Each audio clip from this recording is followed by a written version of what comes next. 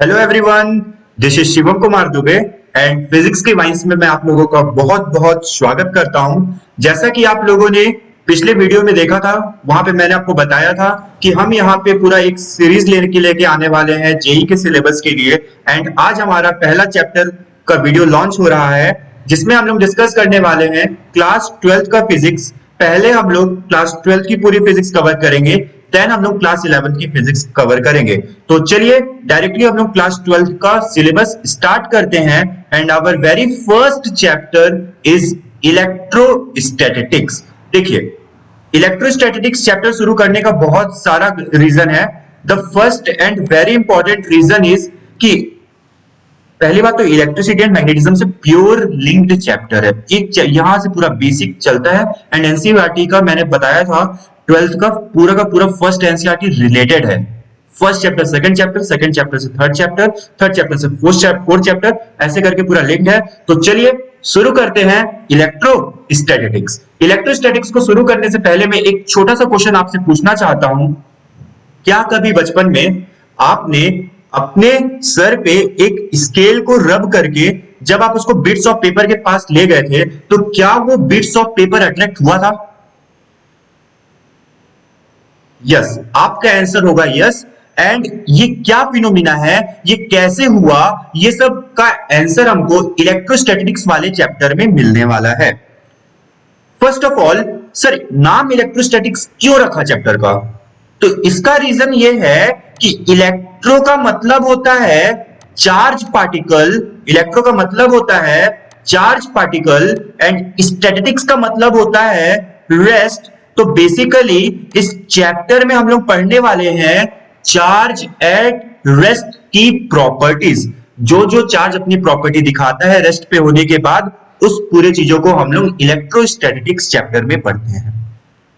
देखिए, वैसे तो चार्ज इंसानों को कब पता चला इसका कोई एक स्पेसिफिक डेटा नहीं है, बट हाँ रिकॉर्ड्स में ऐसा पाया गया है कि लगभग 600 बीसी के आसपास से चार्जेस का मतलब एग्जिस्टेंस रिकॉर्ड में मिला है।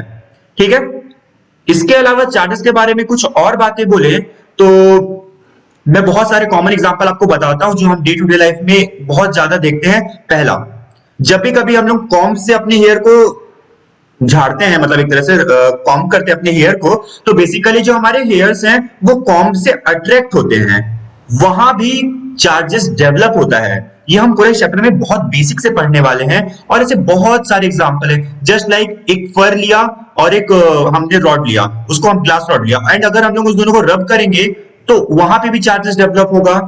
ठीक है, ऐसे बहुत सारे एग्जांपल हैं। बट अभी आप लोगों में से ही कई लोगों के मन में आ रहा होगा कि सर आपने चैप्टर शुरू किया और उसके बाद आपने चार्ज चार्ज चार्ज चार्ज बोलते बोलते कई बार तो चार्ज यूज कर दिया। तो सबसे पहले आप हमको चार्ज का मतलब बताइए कि चार्ज क्या है। तो चलिए जानते हैं हम लोग चार्ज के बारे में कि चार्ज है क्या। चार्ज इज द, बेसिकली अगर मैं चार्ज के बारे में बोलूं ना, तो चार्ज एक ऐसी प्रॉपर्टी है मैटर की। चार्ज एक ऐसी प्रॉपर्टी है मैटर की भैया, जिसके वजह से इलेक्ट्रिक फील्ड और मैग्नेटिक फील्ड का एहसास होता है। बिल्कुल, चार्ज एक ऐसी प्रॉपर्टी है मैटर की जिसके वजह से electric field and magnetic field का एहसास होता है। इसी के साथ साथ यदि मैं एक लाइन और जोड़ूं तो भैया, अगर कभी आपका चार्ज है तो मास होगा ही होगा। इफ देयर इज चार्ज तो मास होना ही होना है। तो कहने का मतलब है कि चार्ज इंप्लाइज मास एक्सिस्टेंस। कुछ चीजें और बता देता हूं कि चार्ज को हम लोग बोल सकते हैं कि एक फंडामेंटल प्रॉपर्टी है। क्यों? क्योंकि चार्ज है तो मास है। चार्ज कभी मास के बिना एग्जिस्ट नहीं कर सकता भैया। चार्ज होगा तो मास होगा, और मास एक फंडामेंटल प्रॉपर्टी है। समझ में आ रहा? ऐसे लिंक है। एंड उसके बाद यदि मैं आपको कुछ चीजें और यहां पे बताऊं तो हम लोग चलिए बात करते हैं यूनिट्स ऑफ चार्ज, क्योंकि यूनिट बहुत इंपॉर्टेंट है। बेसिकली हमारे इंपॉर्टेंट दो यूनिट्स हमारे लिए। The first one is SI unit, और SI unit of charge is coulomb. And एक और इंपॉर्टेंट है सीजीएस यूनिट चार्ज का होता है स्टेट कूलॉम्ब। और अगर इन दोनों के बीच में मैं रिलेशन बोलूं तो रिलेशन ये होता है कि 1 coulomb is equal to 3 into 10 to the power 9 statcoulomb. ठीक है भैया, नोट्स बनाते चलिएगा। अगर आपको एक स्टार्टिंग से अगर आप पढ़ रहे हैं चैप्टर को तो बिल्कुल नोट्स बनाते चलिएगा। इसके बाद अच्छा, एक बहुत कॉमन क्वेश्चन मैं आपसे पूछ रहा हूं, आप लोग मुझे न्यूट्रल का मतलब बताइए कि न्यूट्रल का मतलब क्या है। आप लोग न्यूट्रल का मतलब क्या समझते हैं? सोचिए। बिल्कुल आप सोच रहे होंगे, मुझे पूरा विश्वास है क्योंकि मैं यहां तो देख नहीं पा रहा हूं। बट न्यूट्रल का मतलब कई लोगों के मन में, कई सारे बच्चों के मन में न्यूट्रल का मतलब होता है चार्ज जीरो। बहुत सारे बच्चे यही सोचते हैं कि सर जो न्यूट्रल है, न्यूट्रल का मतलब होता है charge is equal to zero.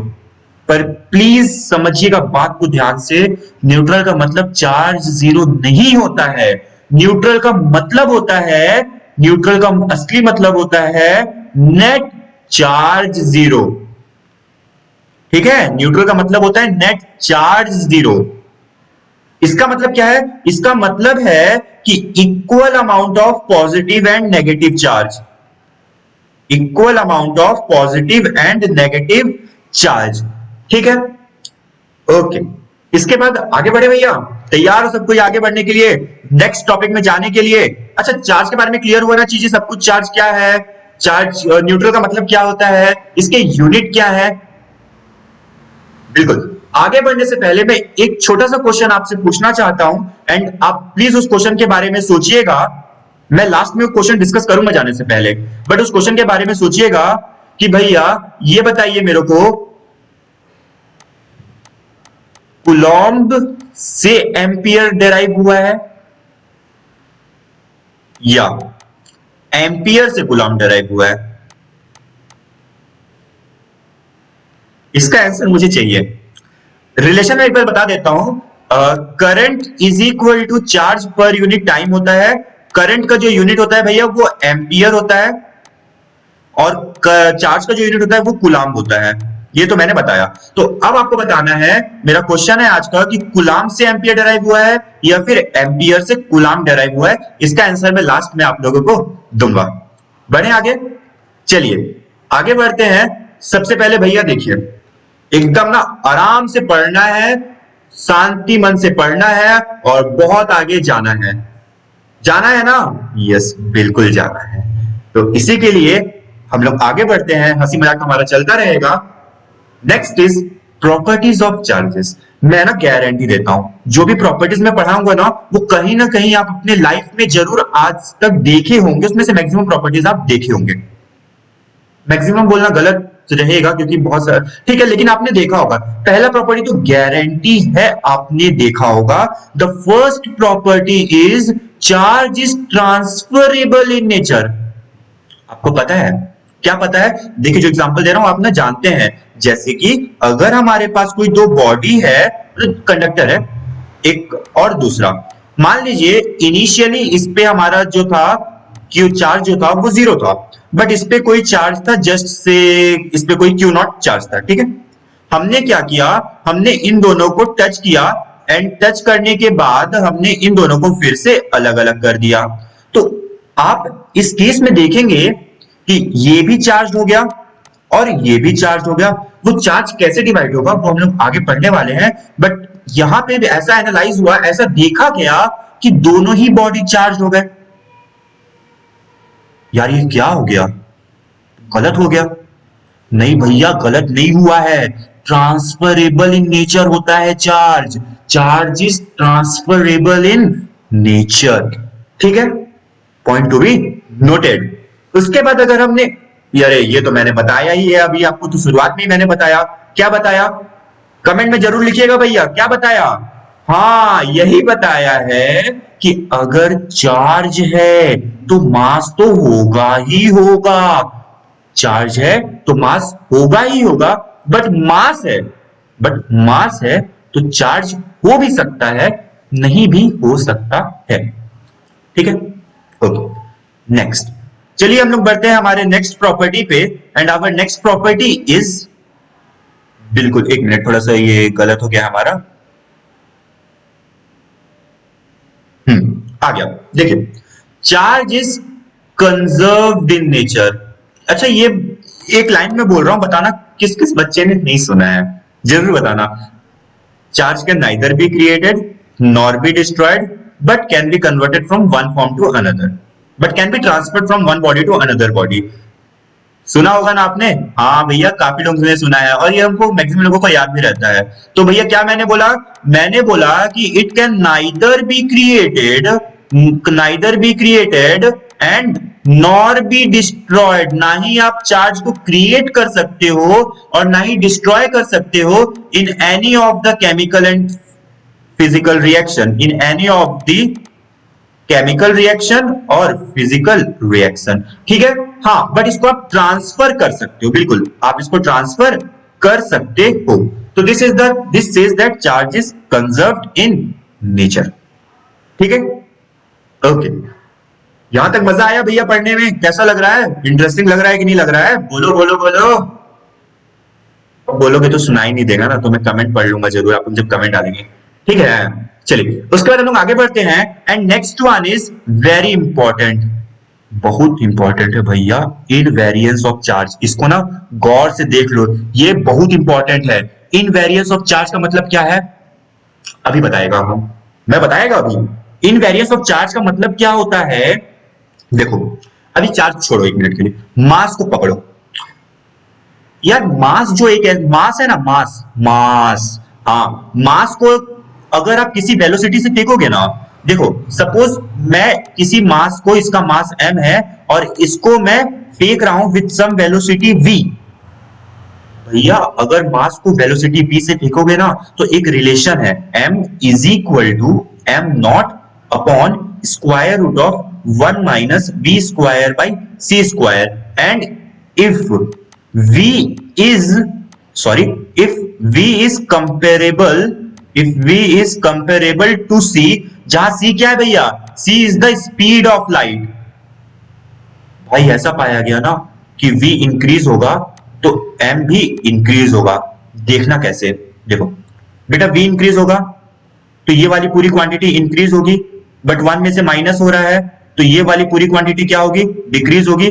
तो फाइनली m क्या होगा, इंक्रीज होगा, क्योंकि डिनोमिनेटर डिक्रीज होगा तो m इंक्रीज होगा। और ये यार क्या हो गया, कहने का मतलब ये है कि सर यदि मैं किसी बॉल को लेके फेंकूं, अगर वो 2 किलोग्राम का है और अगर उसको इतनी वेलोसिटी से फेंकूं कि उसकी स्पीड अगर स्पीड ऑफ लाइट के कंपैरिजन में है, तो आपके अकॉर्डिंग उसका मास जो है बढ़ना चाहिए। हाँ भैया, मास बढ़ता है, स्पीड के साथ मास चेंज होता है। इसीलिए हम लोग मास को वेरिएंट क्वांटिटी बोलते हैं, वेरिएंट क्वांटिटी बोलते हैं। क्यों भैया, क्योंकि वेलोसिटी के साथ चेंज होता है। बट चार्ज के साथ ऐसा कुछ भी नहीं होता। चार्ज एक रिलेटिविस्टिक इनवेरिएंट क्वांटिटी है। क्यों? क्योंकि चार्ज की जो वैल्यू रेस्ट पे है वही चार्ज की वैल्यू मोशन में होती है। इंपॉर्टेंट है, इसको जरूर नोट डाउन कर लीजिएगा। Q at rest is equal to Q in motion. समझ में आया सबको इनवेरियंस ऑफ चार्ज का पढ़ना? बिल्कुल, आगे बढ़े, चलिए आगे बढ़ते हैं। Next is charge produces electric field and magnetic field. इसके बारे में 2-4 बातें मैं बहुत अच्छे तरीके से आपके साथ कर लेना चाहता हूं कि देखिए, अगर हम लोग बात करें इलेक्ट्रिक फील्ड और मैग्नेटिक फील्ड की, तो बेटा ये एक केस में प्रोड्यूस होता है। ऐसा नहीं कि चार्ज को आपने ऐसे रख दिया, प्रोड्यूस हो जाओ electric field magnetic field, produce हो जाओ इलेक्ट्रिक फील्ड मैग्नेटिक फील्ड, नहीं, ऐसा नहीं होता। कंडीशंस है, मैं आपको कंडीशन बता रहा हूं, 3 कंडीशंस में पढ़ाता हूं। पहला है accelerated motion, non accelerated motion, and third one is when it is at rest. तो देखिए, जब चार्ज पार्टिकल रेस्ट पे होगा, जब चार्ज पार्टिकल अनएक्सेलरेटेड मोशन में होगा, और जब चार्ज पार्टिकल आपका एक्सेलरेटेड मोशन में होगा, तो भैया बताओ क्या क्या होगा। अच्छा, किसी को आइडिया है? Idea no idea, get idea 4G। अब तो 5G भी लॉन्च हो गया भैया, अब तो सबका चांदी होगा। भैया जब चार्ज रेस्ट पे रहता है तो बताओ क्या प्रोड्यूस होता है? जब चार्ज रेस्ट पे रहेगा तो सिर्फ इलेक्ट्रिक फील्ड प्रोड्यूस होगा, प्रोड्यूसेस ओनली इलेक्ट्रिक फील्ड। इसमें क्या खास बात था? पता था हमको सर, पता था। तो ये वाला देखो, अनएक्सेलरेटेड में क्या होगा, बोलो बोलो, अनएक्सेलरेटेड में क्या होगा, electric field plus magnetic field दोनों प्रोड्यूस होगा। सर कुछ नया नहीं मिला, नहीं मिला, अब मिलेगा। एक्सेलरेटेड चार्ज में क्या होता है भैया, एक्सेलरेटेड चार्ज में इलेक्ट्रिक फील्ड तो प्रोड्यूस होगा, मैग्नेटिक फील्ड भी प्रोड्यूस होगा, लेकिन साथ में रेडिएट एनर्जी, भैया एनर्जी भी रेडिएट करता है कौन, एक्सेलरेटेड चार्ज। एंड इसी एक्सेलरेटेड चार्ज, समझ में आ रहा है, एनर्जी भी रेडिएट करता है, इंपॉर्टेंट पार्ट है, याद रखना। Electric field and magnetic field produce होता है लेकिन अनएक्सेलरेटेड चार्ज में। एक्सेलरेटेड चार्ज में भाई, एक्सेलरेटेड चार्ज में इलेक्ट्रिक फील्ड, मैग्नेटिक फील्ड और एनर्जी भी रेडिएट होती है, ठीक है। Okay, next is quantization of charge. Quantization of charge के बारे में मैं ज्यादा बोल देता हूं भैया, बोलने के लिए तो आया हूं, तो आई हैव टू से ना, हाँ बोलना है मेरे को, क्या, अरे बोलना ये है कि चार्ज हमेशा इंटीग्रल फॉर्म में ट्रांसफर होता है। इंटीग्रल फॉर्म में मतलब सर, हाँ ये बहुत अच्छी बात है, मतलब जो चार्ज ट्रांसफर है ना भैया, क्यू ट्रांसफर मतलब charge transfer, it is equal to n e क्या है, अरे ई आपका इलेक्ट्रॉनिक चार्ज है, electronic charge, e is your electronic charge. And यहां पे जो एन है, एन क्या है, इंटीजर। कहने का मतलब यह है कि जो चार्ज ट्रांसफर होगा ये आइदर ई होगा, 2e होगा, 3e होगा, ऐसे होगा। ऐसा नहीं है कि ये e/2 हो जाए या e/4 हो जाए, नहीं ऐसा नहीं होता। बट सॉरी टू से, ये वाला कहीं ना कहीं इनवैलिड प्रूफ हो चुका है, क्योंकि चार्ज जो है बिना इंटीजर के भी, बिना इंटीग्रल फॉर्म के भी ट्रांसफर होते हैं, ऐसा रिएक्शंस में पाया गया है। एंड उसको हम लोग क्वार्क्स बोलते हैं। क्या बोलते हैं भैया, क्वार्क्स, QUARKS, उसको हम लोग क्वार्क्स बोलते हैं। एंड इस बारे में हम लोग ज्यादा बात नहीं करेंगे क्योंकि ये हमारे एनसीईआरटी या हमारे सिलेबस में नहीं है, ठीक है। ओके, आगे बढ़ते हैं हम लोग थोड़ा सा एडिटिविटी ऑफ चार्ज। भैया एडिटिविटी ऑफ चार्ज के बारे में बता रहा, एक मिनट बस पानी पी लूं थोड़ा सा। Additivity of charge is also very easy. ये बात ना आप लोग बचपन से जानते हैं। बचपन से कैसे जानते हैं, बचपन से नहीं मतलब वही क्लास 11 में।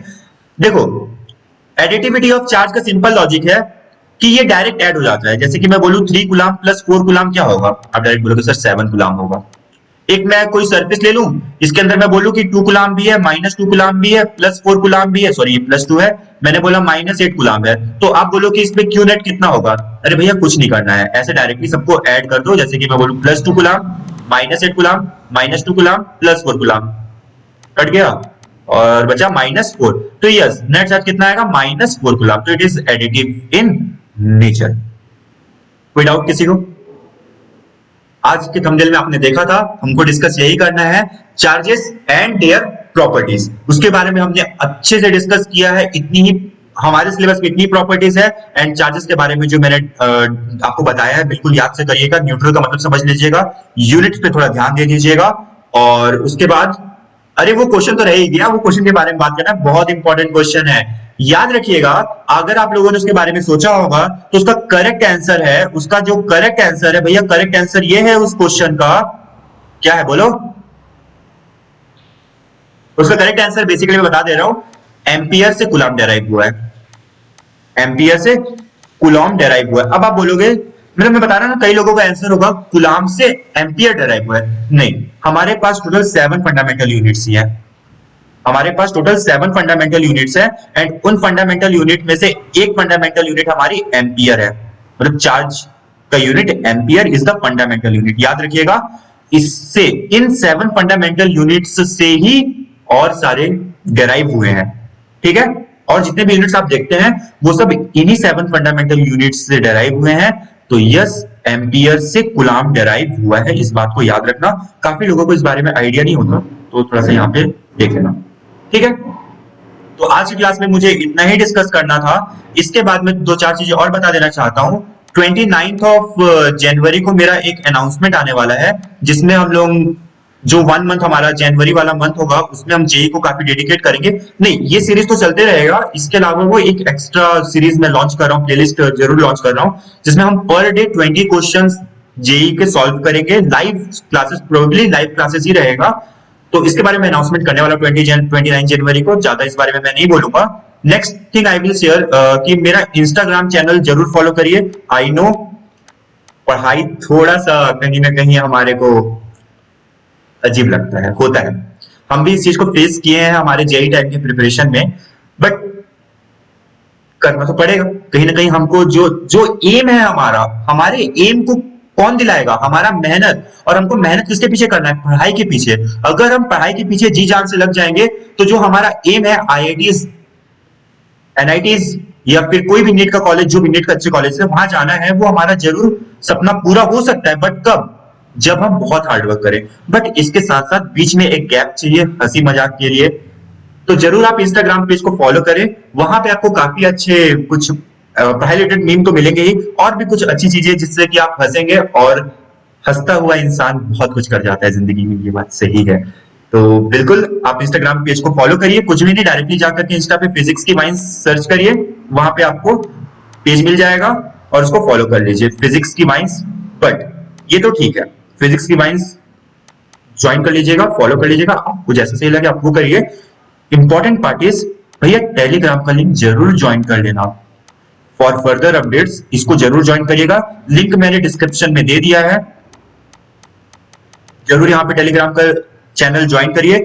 मैं जो भी अपडेट रहेगा मैं सब इस टेलीग्राम लिंक पे डालते रहूंगा। और अभी टेलीग्राम लिंक पे ज्यादा बच्चे नहीं है, तो आप इसको ज्वाइन करिए और जितना डेडिकेट हो सके पढ़ाई के, मैं तो अपने तरफ से पूरा कोशिश करूंगा कि ये पूरा का पूरा डेडिकेटेड हो पढ़ाई की तरफ। आप लोग भी, आपको भी जो अच्छा नॉलेज है आप बिल्कुल उस टेलीग्राम लिंक पे जरूर शेयर करिए, जिससे कि और लोगों तक वो बात पहुंचे।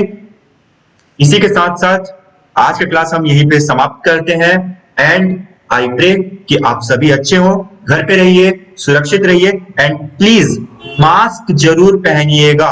बिना मास्क पहने प्लीज कहीं मत जाइएगा। एंड जिन लोगों को इस बारे में अवेयरनेस नहीं है उनको भी जरूर बताइएगा कि मास्क हमारे लिए कितना यूजफुल है। Bye bye, take care and see you all in the next lecture. Bye.